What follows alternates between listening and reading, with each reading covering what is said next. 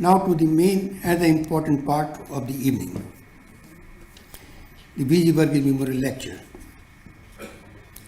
We are fortunate and we are honored to have Shri Hamid Ansari, a former Vice President, the chief guest today. Ansari Sahab, as we all know, presided over the Rajya Sabha for 10 years with great aplomb and dignity. He is a distinguished public servant and has a well-deserved reputation of being a thoughtful man of ideas. The topic for this year's Verghese Memorial Lecture is Journalism in Times of Strident Nationalism. It is entirely fortuitous that we are having this evening's conversation only a few days after the Attorney General of India came pretty close to betraying a new inclination in our new India to intimidate the entire media fraternity. And as if that was not enough, we have had this morning depressing news of the Meghalaya High Court coming down heavily on the Shillong Times, one of the oldest and most respected news outfit in that part of the country. To many of us, it has been obvious for some time that the media fraternity itself seems to be sufficiently confused and conflicted. We seem to be confused about our notions of political correctness and democratic fairness. And we seem to be conflicted about our duty to speak up to the authority. And of course, we are a badly divided lot when it comes to issues of what is called the national security. All these are troublesome themes and deserve discussion in a dispassionate and detached tone. We could not think of a more suitable speaker than Shri Hamid Ansari to meditate on these broad themes. Because Hamid Ansari, ladies and gentlemen, remains an unorthodox voice, at least on two counts. First, he has been a very articulate advocate of indispensability of dissent.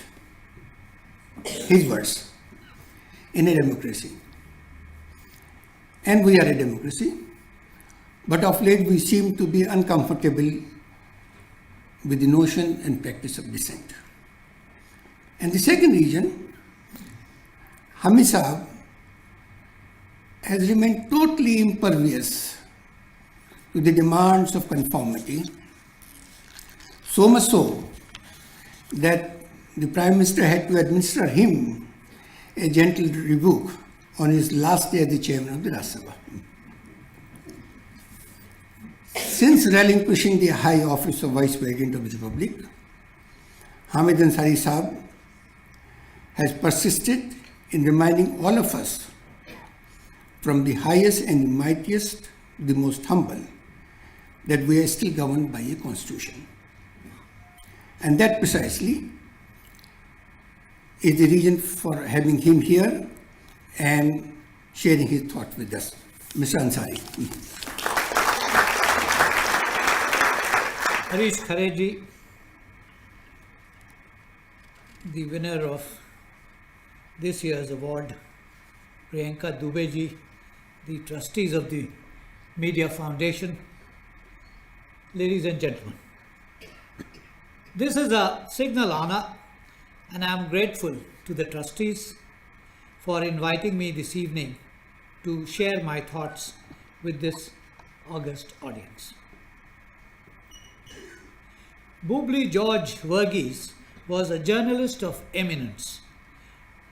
To his contemporaries, he was more, a concerned citizen and a man of conscience who firmly believed that journalism at its best involved a ferocious scrutiny of power. He lived and worked in post-independent India. He witnessed and at times participated in the crafting of a modern Indian state on a vision considered unique by the world of building on the existential reality of a plural society, a democratic polity, with a secular state structure. He crafted a place for himself in the world of the media and also had time to reflect upon the role of the Indian media in changing times. He was perceptive enough to observe, and I quote him here, that as India's multitudinous but hitherto dormant diversities come to life, identities are asserted and jostle for a place in the sun. Issues of majority and minority, center and periphery, great and little traditions, rural and urban values, tradition and modernity, and all of Naipaul's million mutinies have to be negotiated and managed. The management of diversity within multiple transitions is delicate and complex process aggravated by inexorable population growth. End of quote. Friends, the media informs, educates, even entertains. In our democracy, it plays an important role in the formation, projection, and dissemination of public opinion. It is, or should be, a guardian of public interest, an honest witness to events, a tool to hold government accountable to the people. It is meant to be a bridge between the people and the government by facilitating dialogue for the formulation and implementation of state policies in accordance with the wishes of the people. A free, fair and honest and objective media is a potent instrument for enhancing transparency and accountability on all sides. Freedom of the media is thus one of the most important ingredients of democracy and reflects the character of the state. For the media to play its designated role, it must be impartial and unprejudiced in coverage of news and views connected with all segments of society. It must not be subservient to vested interests to be distorted by them. If it has a specific orientation, it must say so candidly. Some months back, I had occasion to recall what a journalist of another generation had said on the role of the press in different societies. I seek your indulgence to recall it here. And I quote him, "The role of the press in a democracy is different from that in a totalitarian state. Democracy is governed by law. Totalitarian state is governed by authority. In the former, decisions are arrived at by discussion, and in the latter by dictation. In the former, the press acts as a check on authority. In the latter, it is the handmaid of authority. In the former, the press makes the people to think. In the latter, to obey without question. In the former, the press is necessarily to be free, as without free press, there can be no free discussion. In the latter, the press supports authority." End of quote. This provides the rationale for journalism in a democracy. The Constitution and its preamble make evident the nature of our democracy. It is dedicated to the attainment of justice, liberty, equality, and fraternity for the people of India. Its various functions based on these principles are valid and essential, more so in a modern society whose size and numbers need means of communication other than direct face-to-face ones. This is sustained by law. The Supreme Court has held that the fundamental freedom under Article 19(1)(a) can be reasonably restricted only for the purposes mentioned in Article 19(2), and the restriction must be justified on the anvil of necessity and not the quirks and of convenience or expediency. Open criticism of government policies and operations is not a ground for restricting expression. We must practice tolerance to the views of others. Intolerance is as much dangerous to democracy as to the person himself. This is a quote from the Supreme Court judgment. Yet, it has not been a smooth sailing. Our democratic state structure dedicated to pursue a development model premised on justice, equality, and fraternity is in reality, as Rajni Kothari put it, characterized by the politicization of a fragmented social structure through a wide dispersal and permeation of political forms, values, and ideologies. Others have spoken of institutional decay and of cancerous growth within them. One observer of the national scene has resorted to a line from the poet Yeats to describe the situation. Quote, "The best lack all conviction, while the worst are full of passionate intensity." This passionate intensity often goes beyond the lines of democratic behavior. Lost in the process is Ambedkar's focus on public conscience and the observance of constitutional morality. There has been some debate of late about the latter term, but as a former judge of the Supreme Court has observed, it comes under three aspects: equality, liberty, and dignity.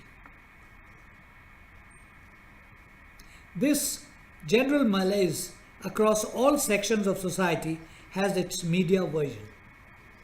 The World Press Freedom Index for the year 2018, based on a set of known parameters including media independence, transparency, and violence against media persons, has given India a ranking of 138 in a total of 180 countries. It was 136 a year earlier and 105 in the year 2009. Similarly, the Freedom of Press report of the Freedom House categorizes India as partly free, with an overall score of 43 out of 100. As in other walks of life, journalism functions in time and space. A former editor of the Guardian newspaper, Alan Rusbridger, wrote last year about contemporary challenges to journalism and about the need for journalism to regain the trust of their readers by rethinking its methods and reconfiguring its relationship with the new kaleidoscope of other voices. The stakes for truth has never been higher, he observed. In a revealing chapter entitled Do You Love Your Country, he sheds some useful light on the approach that Western democracies are tending to take on matters of press freedom. These techniques and practices have been replicated in our own country with our own versions of manufactured consent. Over the years, our media has grown in size and coverage. Despite its impressive numbers and diversity, phenomena like cross-media ownership, paid news and fake news, as also the declining role of editors and their editorial freedom, do raise questions about its objectivity and credibility. Besides these, an unstated major premise is the pervasive national mood of strident nationalism. How has this come about? What are its dimensions and implications?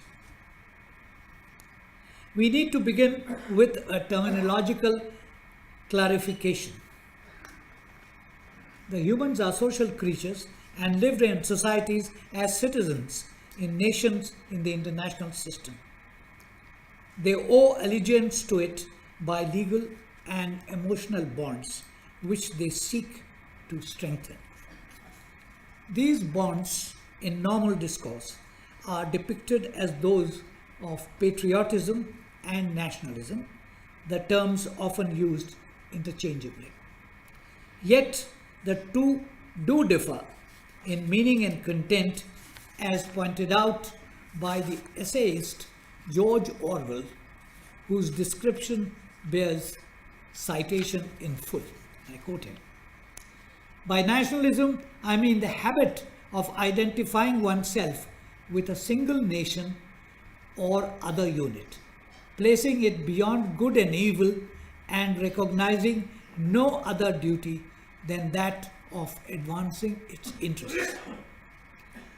By patriotism, I mean devotion to a particular place and a particular way of life, which one believes to be the best in the world, but has no wish to force on other people.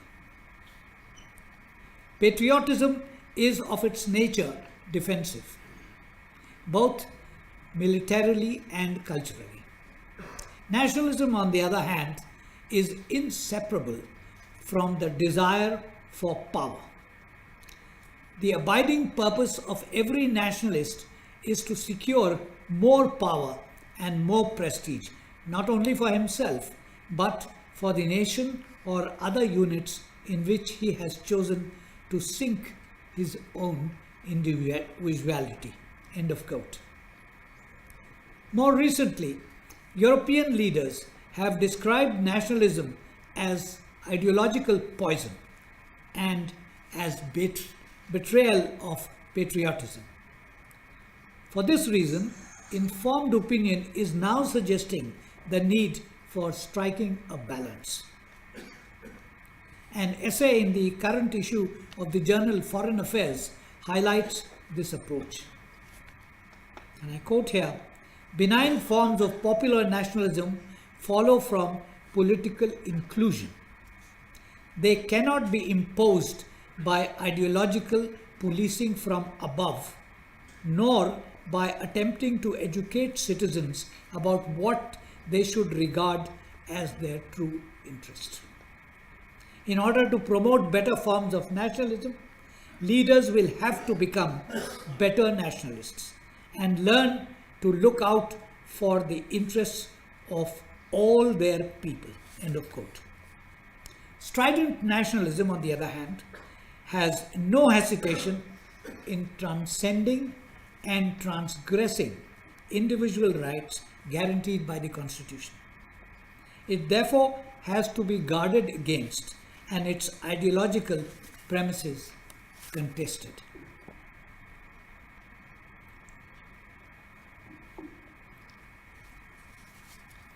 Friends, the historical process of the making of modern India was depicted as nation in the making by Bal Gangadhar Tilak and some others of that period.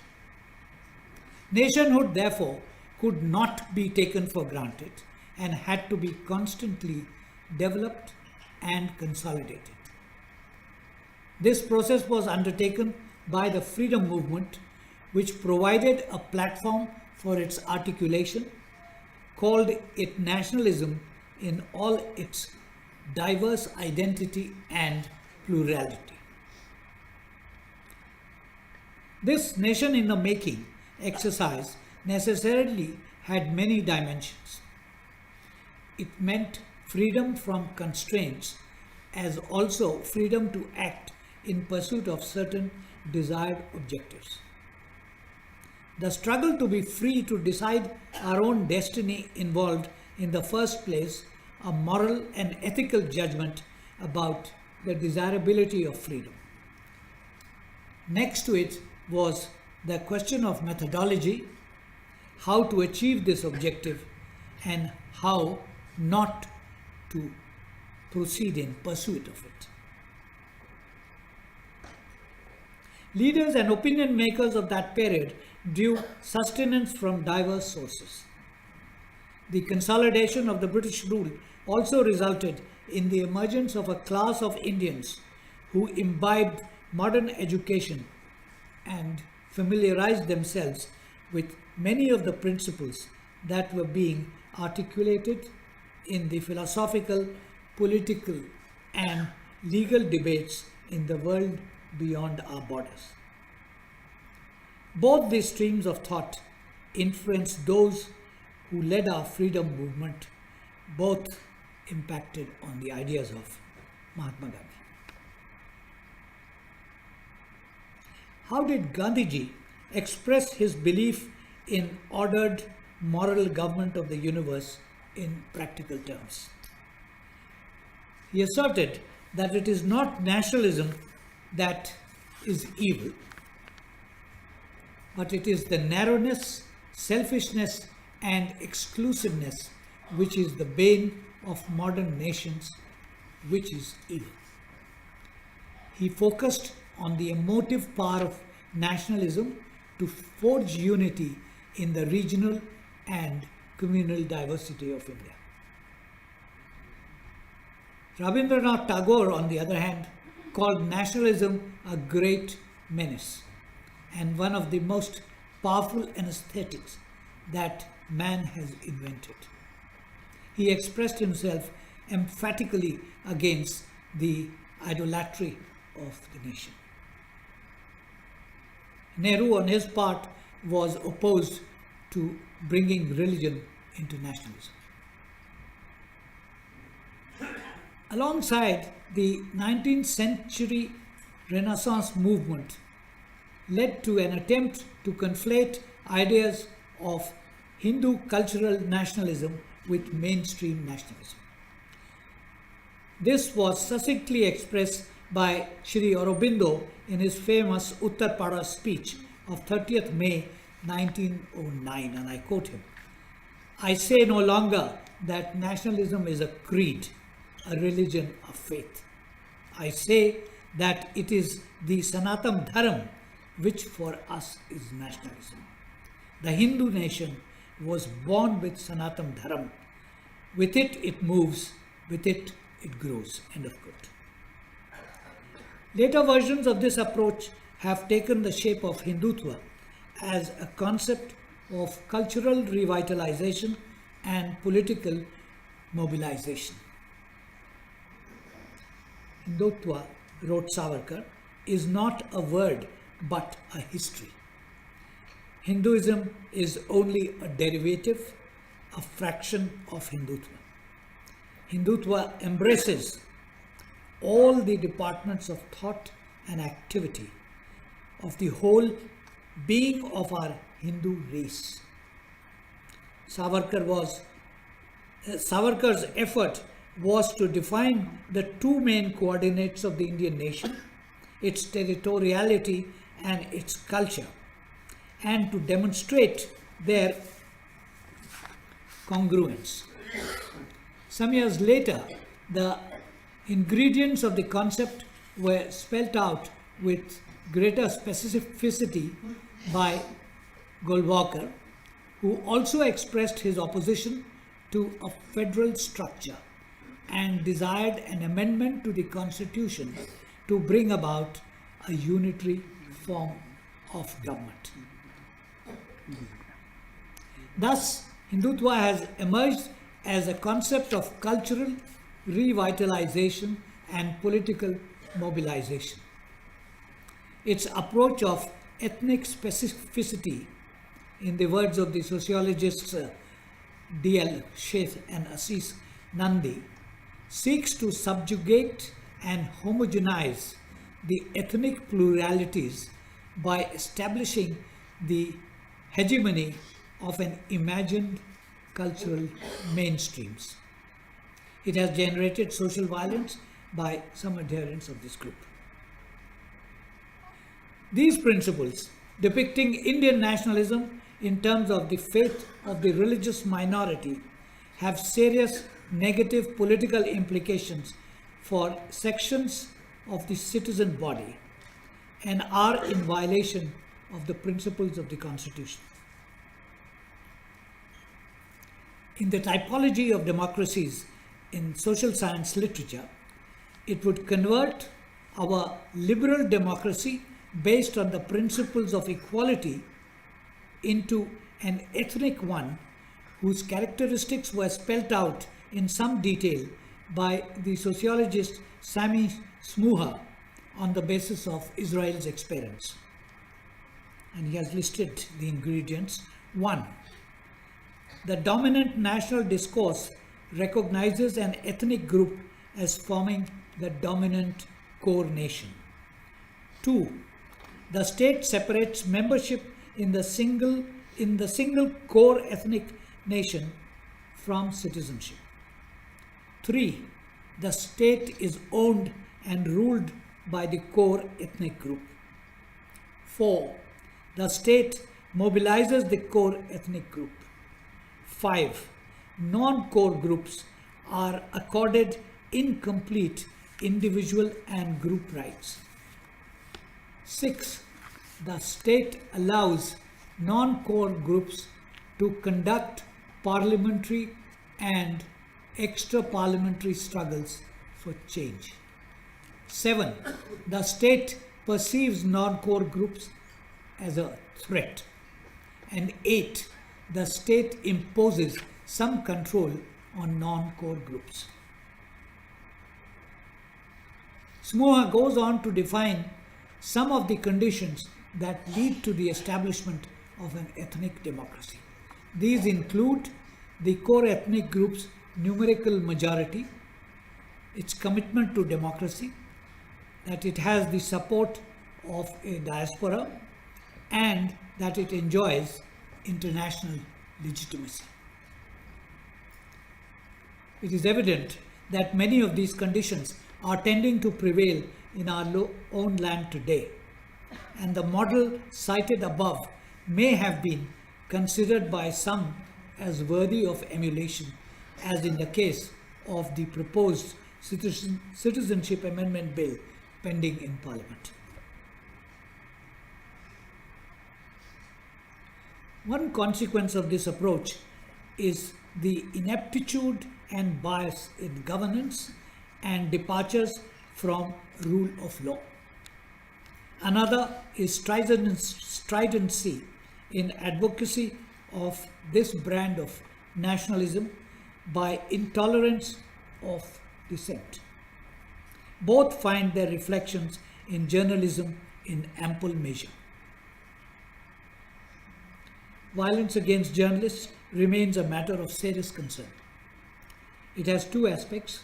First, violence by those in segments of militant public who do not want coverage of misdeeds. The Gauri Lankesh case being the most condemnable instance of it. And secondly, by the authorities in the shape of local security forces who do not want the media to report strong arm tactics used against public expressions of outrage in specific happenings. Correctives to the latter are few and rarely prompt, as in the case of the Hashimpura killing case of 1986. In most of these, there is usually state complicity in acts of omission or commission. Both transgress what the law permits, both violate the rule of law. Some writings in the media are candid about a crisis of credibility, internal constraints, curtailment of dissent, and of an atmosphere of intimidation highlighted by specific instances of violence. The overt or covert trend is attributed by one commentator to lack of economic security. He said, if you challenge the government, you run the risk of losing your job. Yet, for many, this is not just their livelihood, but the anchor of, and sometimes their family's existence. Pronouncements by government personalities are occasionally suggestive of derision of the media. The phenomena of fake news, alternate facts, and trolling has added to it in good measure. A former chief election commissioner commented on the adverse impact, as he said, in a big way on voter behavior in elections and the need, again to cite him, to bring in a robust mechanism for the conduct of social media platforms.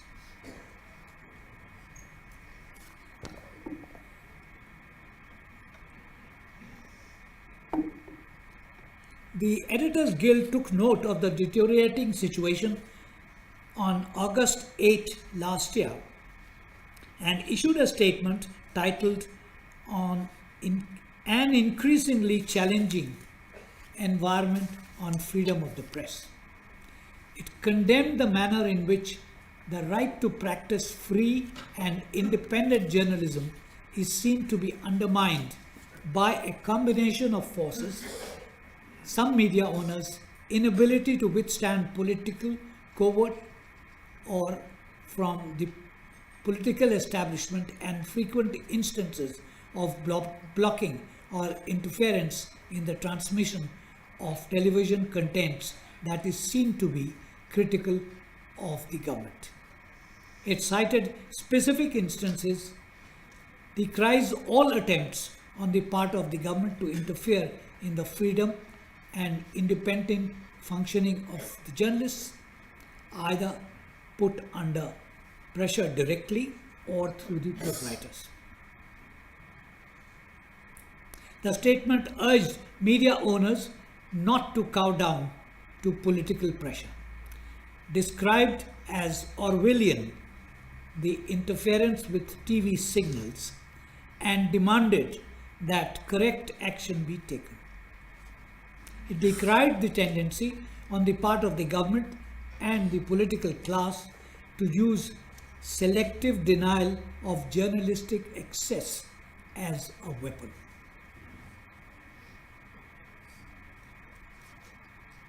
Recent events have produced Indian versions of embedded journalism and of what has been called the Hussa of the public. It has led to, I quote someone here, it has led to what has been called news distorting nationalism of rating hungry TV channels. Credible observers of the media scene have noted that a part communal, part pseudo-nationalistic poison has seeped deep into India's collective thinking and poses a very real threat to Indian democracy. The casualty in the process is credibility. These domestic versions of skewed notions of romantic patriotism or tribal allegiance have also contested our propensity for democracy and rational thought and propel us to agree with what, and he's present here, Sri Ramchandra Guha's observation that while may all wish to be patriots, writers as well as television anchors must never become propagandists for a leader, a party, or a government. A participant in recent discussions has put it bluntly, and I quote him, "Not only is the media celebrating existing immoralities, it is also scaling new heights of impropriety. Crudity is the new definition of refinement. The mainstream media's vulgarity has destroyed the norms of Indian democracy that once prevailed in the public domain."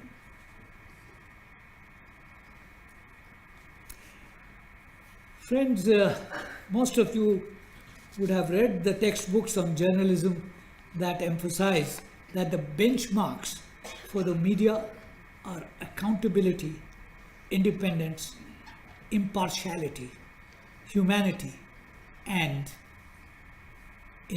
accuracy. Somewhere towards the end of his book, First Draft, George Verghese observed that a good or great newspaper or channel is for its readers, listeners and viewers part university, part government, both teacher and overseer. We need to ask ourselves whether the Indian media has departed or dare depart from that ideal if it wants to remain true to its mission. This is what he said. I leave it to this audience to guess what he may have to say from his lofty perch about journalism in this age of strident nationalism. Jai Hind.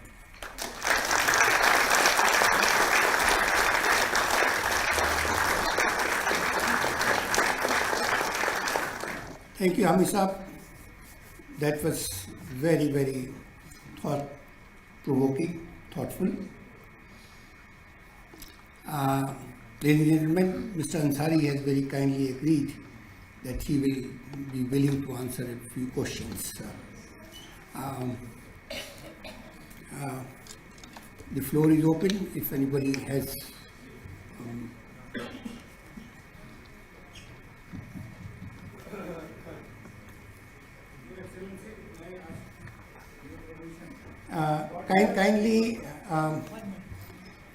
kindly state your name and the organization if you have one.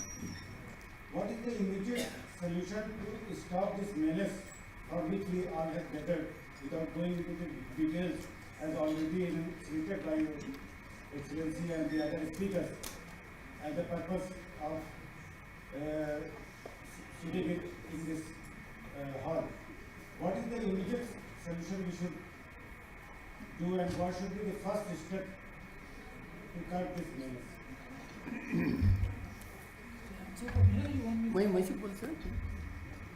The first and the last step is to read, preach and practice what is written in a book called the Constitution of India.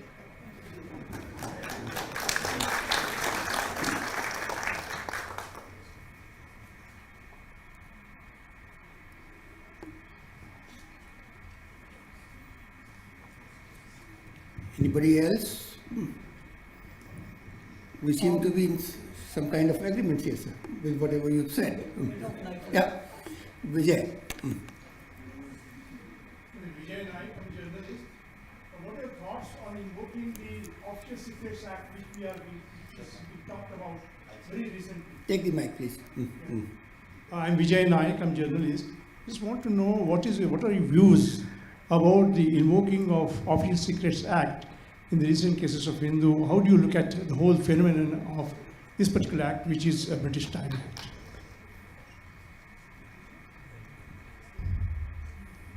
I'm familiar with the Official Secrets Act. And in a former incarnation, I was taught that it is operative up to the grave. But some years back, I was presiding over a book release function. And the book had some very interesting facts which fell within the realm of official secrets, but they were all carefully secreted in footnotes and endnotes. And the audience included 2 or 3 of the senior most former officials of the government of India. So apparently, the Official Secrets Act, to my understanding, I may be wrong, it's like so many other laws that we have, archaic, irrelevant in this age, when the same thing is available in authentic form elsewhere, and simply used if you want to make an example of somebody. Any number of, there are many people here, each one of them would testify to what I'm saying. It is not something which is operative in this day and age. When the photocopiers were first introduced in the Ministry of External Affairs, the head of the department insisted that the photocopier be kept in his room and that everything being photocopied had to be cleared by him individually. Can today's world work on those principles? So I think it needs to be looked at again in the light of today's realities and in the light of the norms that are prevailing. I mean, there are so many things which in our land, and the historians present here would testify to it, are still classified, and yet they are public knowledge. They are published elsewhere. So who is the loser in this game? Our own scholars, our own public. Thank you. Gentleman over there. Then,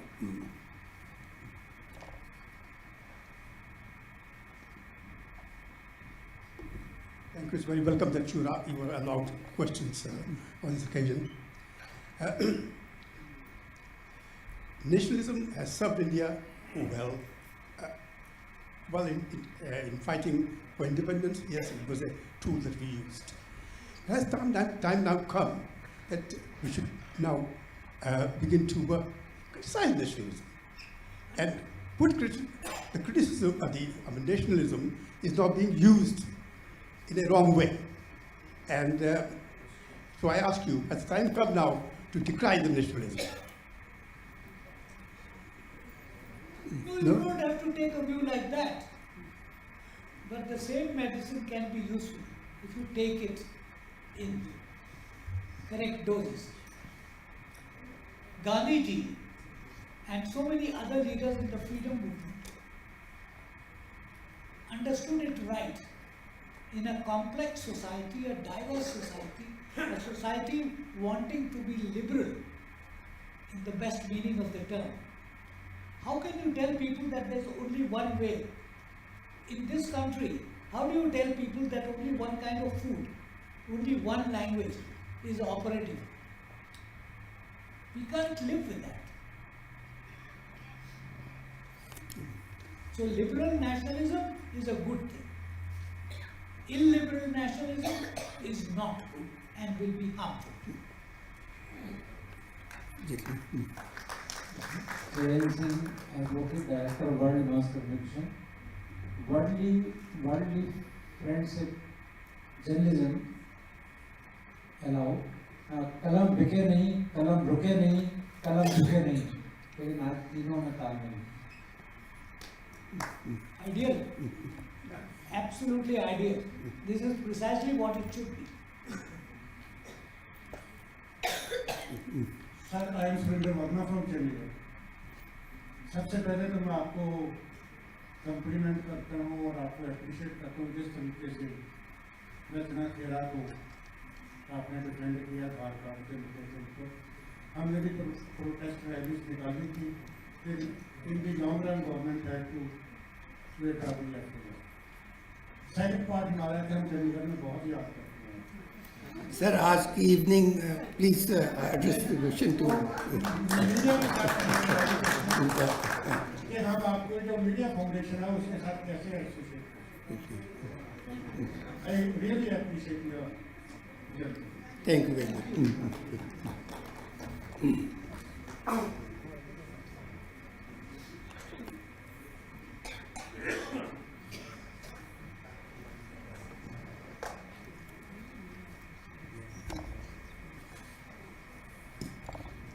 Thank you, sir. Myself, Karthar Kapoor. I'm a student of comparative studies in the evolution of history. मान्यवर, आपने ethics और constitution पर जोर दिया है, जिसका मतलब होता है पावर ऑफ लॉजिक। लेकिन वास्तव में संक्षिप्त में मैं कहना चाहता हूँ, सही मायने में ज़िंदगी में पावर ऑफ लॉजिक की तो बात की जाती है, ये तो थिंक टैंक्स की बात है, लेकिन वास्तव में क्या होता है कि लॉजिक ऑफ पावर चलता है। लॉजिक ऑफ पावर से मेरा क्या मतलब है? लॉजिक ऑफ पावर से मेरा मतलब है पैसा और टेक्नोलॉजी सबको खरीद रहा है, यहाँ की जर्नलिज्म और चैनल्स को भी खरीद रहा है। कहने का मेरा जो भावार्थ है, जो आपसे जानना चाहता हूँ, क्या हम पावर ऑफ लॉजिक की बात करते करते लॉजिक ऑफ पावर को भूल जाते हैं? क्योंकि वास्तव में जो प्रवेल करता है वो पावर ऑफ लॉजिक प्रवेल करता है। That is power lies in the barrel of a gun.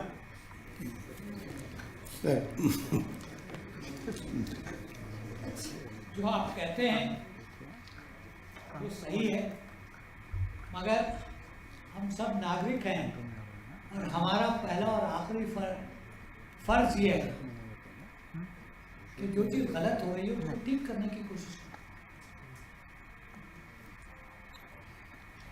We have time for one more question.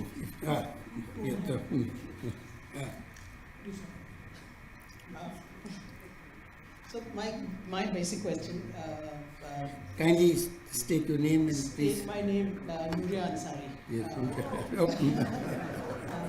So my basic question is regarding journalism 2.0 or 3.0. With today so many people being citizen journalists or Twitter journalists, all the characteristics that you mentioned about journalism and what they stand for. How do journalists like Priyanka actually stand up against, fake news or citizen journalists or, what Twitter is doing? This is not a unique situation. Journalists the world over at different times have stood up against the excesses of power, and the only answer is to stand and confront it. The techniques of speaking truth to power may vary from situation to situation, country to country. But the formula that you have to speak truth to power is as valid today as it was when it was first uttered. Thank you. Sir.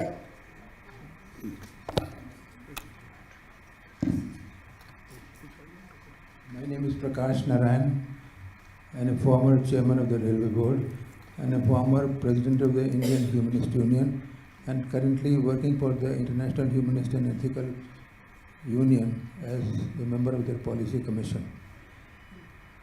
Hamid bhai, you mentioned that the best thing for us to do is to follow the Constitution of India. I agree with you basically. The Constitution of India as it stands is a very good one and we should follow it, and it is not being followed. But many people have argued that the Indian Constitution is not truly secular, like it is in say, places like Canada and Thailand, where there is no discrimination between religions. the Indian Constitution has tried to do that, but has not fully done it. Here, the Hindu Marriage Act could be passed because in the name of social reform, but you cannot pass, and even Nehru did not pass the Muslim Marriage Act because he felt that, because there is a provision in the Constitution that certain minorities like Muslim can practice their own law, and it is still true that the Muslim law still prevails as a valid law in the country. Now, it is true that many people are advocating the follow-up on the Uniform Civil Code. They are majoritarians and they want to do it as a way of dominating the Muslims. I am against that completely. It's not correct. But there are other good reasons for doing that, and I think the Uniform Civil Code will go a long way to removing making us truly secular. And we should, if we make ourselves considered truly secular, then, like in other countries like Canada and Thailand, etc., then the disharmony which exists in India today will become probably less. The argument given is that the disharmony which is inherent in India, is vast country and its various backgrounds, religions and so on, territorial harmony has been restored by taking a secular view or impartial view of things. But it has not been possible in the case of religious discrimination. And I feel that without supporting the people who want the Hindu Civil Code to be extended because of their majoritarian desires, I feel that it should be done. There will be some difficulties, but I think it will go a long way to make our situation truly secular. What do you think? Thank you, sir. Thank you, Prakash Bhai. What is the Uniform Civil Code? It has only 4 ingredients: marriage, divorce, adoption, and inheritance. Now let me start either the first one or the last one. We have not reached the stage when we would consider a Muslim marriage a proper marriage unless the ritual is followed, whatever it is. A Hindu marriage, a Sikh marriage, a Christian marriage. Although we have kept that space open in the law of civil marriage. But what about inheritance? The real obstacle, why this subject has never been taken up seriously apart from political or propaganda purposes, is that what do we do with the law of inheritance?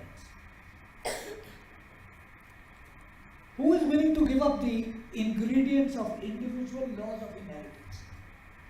So let the society evolve a consensus over time, because it cannot be forced. That is the solution.